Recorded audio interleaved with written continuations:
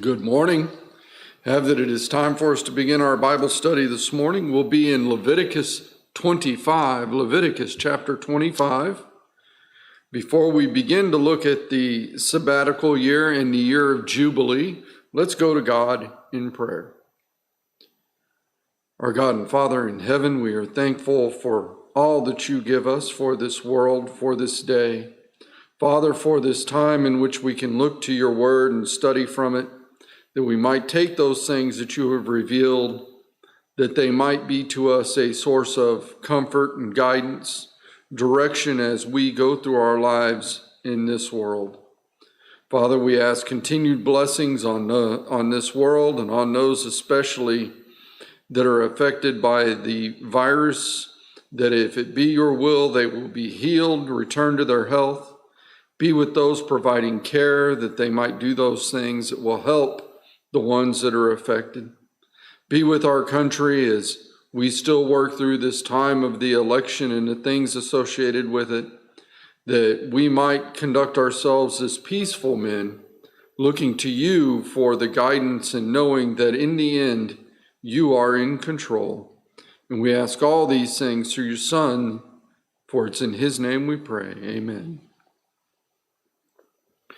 As we begin looking at Leviticus 25, we find the sabbatical year and then the year of Jubilee and some of the things that are associated with this idea. Looking at chapter 25 now, if you would, the first 7 verses, Leviticus 25, verses 1 through 7, says, "And the Lord spake unto Moses in Mount Sinai, saying, Speak unto the children of Israel, and say unto them, When ye come into the land which I give you, and then shall the land keep a Sabbath unto the Lord. 6 years thou shalt sow thy field, and 6 years thou shalt prune thy vineyard, and gather in the fruit thereof. But in the 7th year shall be a Sabbath of rest unto the land, a Sabbath for the Lord. Thou shalt neither sow thy field, nor prune thy vineyard. That which groweth of its own accord of thy harvest thou shalt not reap, neither gather the grapes of thy vine undressed, for it is a year of rest unto the land. And the Sabbath of the land shall be meat for you, for thee, and for thy servant, and for thy maid, and for thy hired servant, and for thy stranger that sojourneth with thee, and for thy cattle, and for the beasts that are in the land, shall all the increase thereof be meat." We see the idea put forth of a Sabbath year. Think for a moment. God had created the world in 6 days, and on the 7th rested. And when he gave the Jews their laws earlier here in Leviticus and in the other books, Exodus, Numbers, Deuteronomy, where they are at this Mount Sinai and in traveling for the 40 years, when he gave these things, he established the Sabbath day. 6 days you work, and on the 7th you rest. Here God takes that same picture and applies it to the land as a whole. Now notice, this is not about what you're doing at Mount Sinai. It's not what you're going to do between here and the promised land. This is after you come into the land that God promises. So we know because of events that will happen, this is still about 40 years into the future. But God says, when you get into that land and I've given it to you, you will work the land. You'll grow your crops. You'll take care of your cattle. You'll trim your vineyard for 6 years. And then in the 7th year, you don't touch it. You leave it alone. It is a year of Sabbath. That same picture, 6 days, 7th rest, 6 years, 7th rest. And when he did this, God's trying to show them, this land belongs to me, and I'm giving it to you, and here are the stipulations I put around it. We understand this in the world in which we live and the things that we do. You see people give donations to organizations. It could be a church, a school, a university, any number of things they can do it to. And when they give that, they're allowed to do what with that donation? They can put stipulations on it. You have the choice whether to take the donation with the attached stipulations or not. Here is God. I'm giving you the land. There's stipulations on it. I gave you the week. There's stipulations on it. This is my time. This is my land. Follow my rules. Now, think about what this would do. We understand it in other terms. Most farming now has some sort of rotation. It may not use 7 years, but they will plant crops in a field for a certain amount of time. And then after that, they leave that field to set for a year, sometimes maybe even more in modern terms. But you see the whole idea. God's doing this. He's saying 6, work it. 7th, let it rest. It gets a year off. If you're following what God says to do, God's going to take care of you. Now, unfortunately, we see it throughout history, and the Jews are going to have a problem with it. We see this mentioned later on. In fact, it's part of what God says they're being removed from the land temporarily when they're put into exile. You didn't give my land its Sabbaths. Now it's going to have, whether the people that moved into it or not did it, in God's terms, it's going to have its Sabbaths. And that's part of that 70 years they spend in exile. So we see the picture here. 6 years of work, a 7th year of rest for the land. And it will do good for you, God says. It's going to make meat. It's going to make the land be plentiful for you. Beginning at verse 8 and going through verse 55, we won't read it all at once, but the year of Jubilee comes forth, and we're going to see a lot of things put forth around it. In fact, beginning at verse 8, and in our first look, let's go down through verse 17. Verse 8 through 17, where it says, "And thou shalt number 7 Sabbaths of years unto thee. 7 times 7 years, and the space of the 7 Sabbaths of years shall be unto thee 49 years. Then thou shalt cause the trumpet of Jubilee to sound on the 10th day of the 7th month, and the day of atonement shall ye make the trumpet sound throughout all your land. And ye shall hallow the 50th year, and proclaim liberty throughout all the land unto all the inhabitants thereof. It shall be a jubile unto you, and ye shall return every man unto his possession, and ye shall return every man unto his family. A jubile shall that 50th year be unto you. You shall not sow, neither reap that which groweth of itself in it, nor gather the grapes in it of thy vine undressed. For it is the jubile, it shall be holy unto you. You shall eat the increase thereof out of thy field. And in the year of this jubile ye shall return every man unto his possession. And if thou shalt sell aught unto thy neighbor, or buyest aught of thy neighbor's hand, ye shall not oppress one another. According to the number of years after the jubile thou shalt buy of thy neighbor, and according unto the number of years of the fruits he shall sell unto thee. According to the multitude of the years thou shalt increase the price thereof, and according to the fewness of the years thou shalt diminish the price of it. For according to the number of the years of the fruits doth he sell unto thee. Ye shall not therefore oppress one another, but thou shalt fear thy God, for I am the Lord your God." And so the year of Jubilee, as it would be, was introduced. It's set forth with the blast of the trumpet or the ram's horn on the Day of Atonement, so that 10th day of the 7th month. Basically, if you were going to count the Sabbath years and then the Jubilee year, you would do it from the 10th day of the 7th month, that Day of Atonement. One time, second time, third time, fourth time, fifth time, sixth time. Start that 7th year, and you rest the land that 7th year. Then you go 1, 2, 3, 4, 5, 6, 7, and you do this 7 times. Does it remind you sort of the period of time leading to the Pentecost, where it was number 7 Sabbaths, and then the next day, 7 times 7 was 49 days. Then the 50th day, Pentecost. Here, the year of Jubilee, number the years, 7 times 7, 49 years. The next year, the 50th year, is the year of Jubilee. Well, what was so important and stressed on this? You have the time, but think about this. Under the Jewish law, if you bought a piece of property, Byron's sitting here, he's walked in early, and so I go to Byron and I buy a piece of property from Byron. He and I are both in the Jewish nation. When I buy his property, I can keep it no longer than 49 years. If I happen to buy it the year after the Jubilee, when the period of time is starting to stack up again, I can keep that piece of land 49 years. Guess what I have to do with that piece of land in the 50th year, the year of Jubilee? It goes back to Byron or back to his family. You return it to its inheritance. You obtain a slave of the Jewish nation. Someone is indebted, and part of paying off that debt now, they are put in indentured servitude. They become really a slave, but indentured servitude, it would be better termed. You can only keep them up to the year of Jubilee. So if you're the one that's going to be an indentured servant, when did you want to go into indentured servitude? I don't know what they called the year, but I'd want to go in year 49. Because what happens in year 50?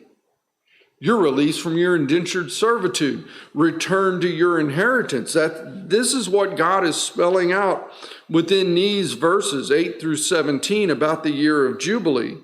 You're not going to put your own brethren into bondage for an unlimited period. There is something to it. And so we see the possessions of property, the possessions of the land, the possession of a person even, that idea that on Jubilee, all that's put aside. In fact, notice how God says this down at verses 15 through 17 against. Well, actually start at 14. If thou sell aught unto thy neighbor, or buyest aught of thy neighbor's hand, ye shall not oppress one another. God saying there will be no oppression. According to the number of years after the Jubile thou shalt buy of thy neighbor, and according unto the number of years of the fruits he shall sell unto you. According to the multitude of years, in verse 16, thou shalt increase the price thereof, and according to the fewness of years thou shalt diminish the price of it. For according to the number of the years of the fruits doth he sell unto thee. Ye shall not therefore oppress one another. How do you prevent oppression? Well, if say the property, if we took a median value of the property and it was $100, $100 property, and in year 49, you wouldn't charge $100 for it. Why? The person that's buying it's only going to have it for at most a 1-year period.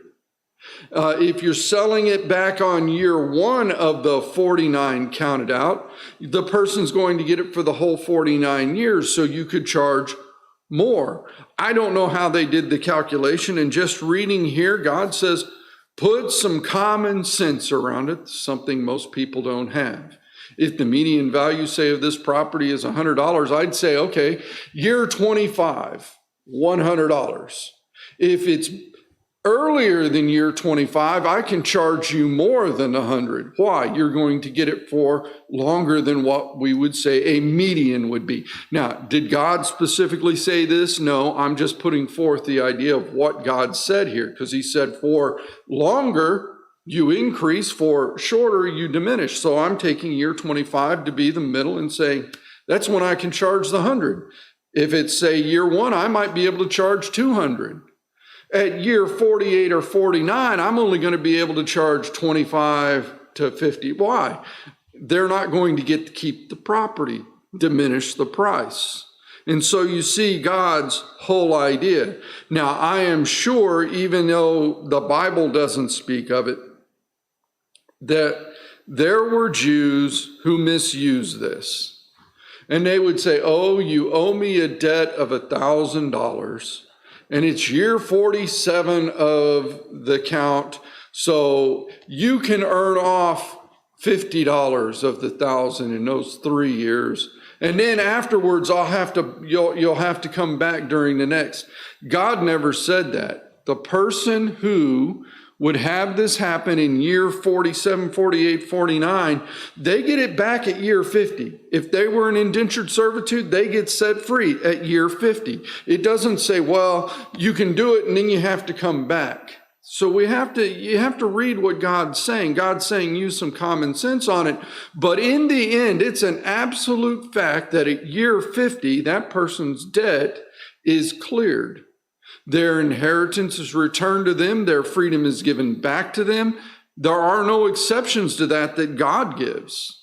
Now, do we see an example of this? And think about this for a moment now, and an application of this maybe. In the New Testament, do we have a parable that Jesus speaks that talks about a man who owns a vineyard and he goes out early in the morning and hires laborers to put in the vineyard and says, I'll pay you a day's wage, whatever that may be. Let's call it $100 to have something to talk about. I'll pay you $100 at the end of the day. At the next hour, does he go out and find some more and send them in and say, I'll pay you what you're due? And he does it all the way up even to the 11th hour of the 12-hour day and says, you at the 11th hour, go out and work and I'll pay you what's fair when the day is done. And at the end of the day, he starts with that person that came in at the 11th hour. And how much does he give them? $100. Man, if you're the guy that's down there going, man, I just busted 12 hours and I'd only agreed to 100. He's giving a guy $100 for 1 hour. I'm going to make out like a champion. What happens when he gets down to the guy that he hired first in the morning? He hands him what? $100. The man gets mad and the farmer says, no, hold it. Did we not agree? Here is God's picture. In the Jubilee, it was a physical picture of it. You hired the man in the 48th year indentured servitude. What does he get at year 50?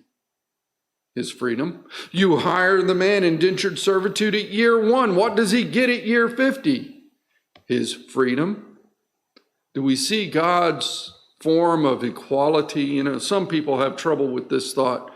But here's God's form of equality. When it comes to my rules, what applies?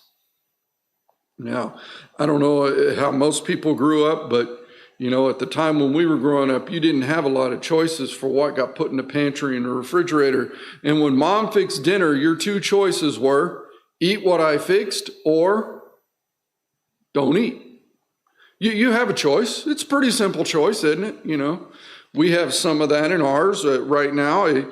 Whatever mama fixes, that's dinner. If you don't like it, well, we get nice. You can have a bowl of cereal. There are your two choices. What has God done? God's done the same thing with us. God's in control. We often see that and we want to say it in our own lives, that I'm in control. And when we're a parent, we do this with our children, trying to stress it. I'm in control. Here's what's for dinner. I don't like it. Well, then have a bowl of cereal or don't eat.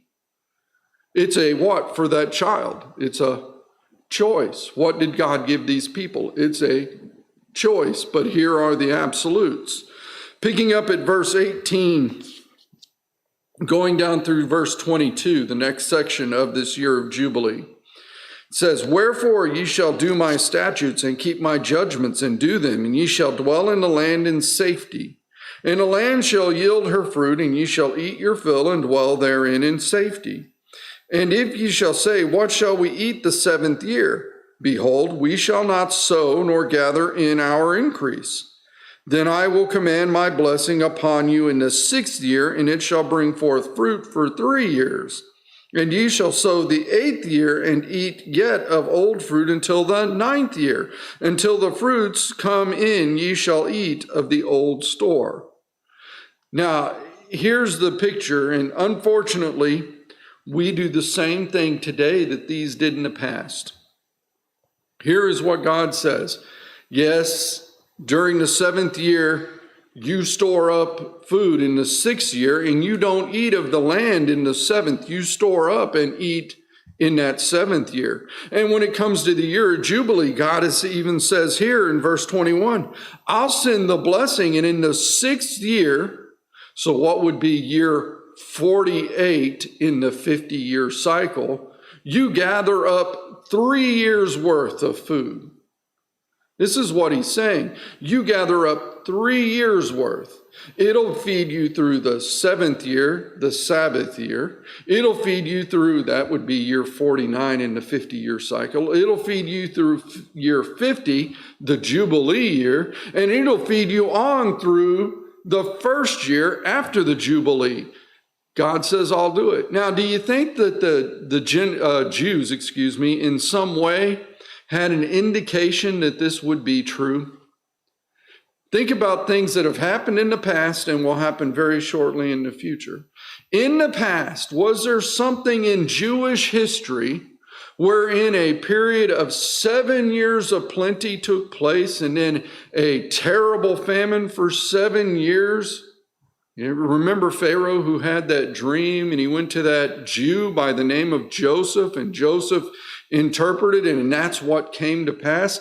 And because Joseph was there during those 7 years of plenty appointed by Pharaoh, they saved up food, not only enough to in the end feed all of Egypt, but to feed a number of other nations round about who came and bought food. How was it that Joseph's brothers and the rest of his family ended up in Egypt with him? That very thing. So they have a thought pattern. It's not the exact pattern put forth here, but God can do it, can't he? If we think about it and plan ahead. Is there another one that points to that? Think about what's going to happen during the 40 years of wandering. On day 1, the first day of the week, on Sunday, God puts manna out there in the morning. You go out, gather it up, beat it out, make it into bread, and you have food. On Monday, what's on the ground when you wake up? Manna. You do the same thing. On Tuesday, on Wednesday, on Thursday, on Friday, what were you supposed to do? You get enough for 2 days when you do it, because what will not be there Saturday morning? No manna. Now, it took them a week to learn this. There were some Jews that first time God put the manna out that went out Friday, gathered up, ate, and then got up Saturday morning, went outside and said, there's no manna. What's going on? How am I supposed to eat? What had God already told them? On Friday, gather up twice. What's God now doing with these years? During year 6, on the 7-year cycle, during year 6, you gather up enough food and store it up to last you through year 7. During the Jubilee year, you gather up 3 times in that 6th year, the year 48 of the cycle. You gather up 3 years worth of food to last you through the Sabbath year, the Jubilee year, and even until the harvest comes in the year following. God's given the pattern all along. Unfortunately, what do we as men still have to learn in the modern time of 2020? Lay it by. Why? You don't know what might be there tomorrow. Take what you have now and plan for the future. And so we see God putting forth this idea of planning for the future and how it would happen. Now, one thing to notice here, back at verse 18, I've already alluded to it a little bit, but God says, wherefore ye shall do my statutes and keep my judgments and do them. And because you do that, what happens? Well, you get to dwell in the land in safety. God says, if you do what I say, everything will be taken care of.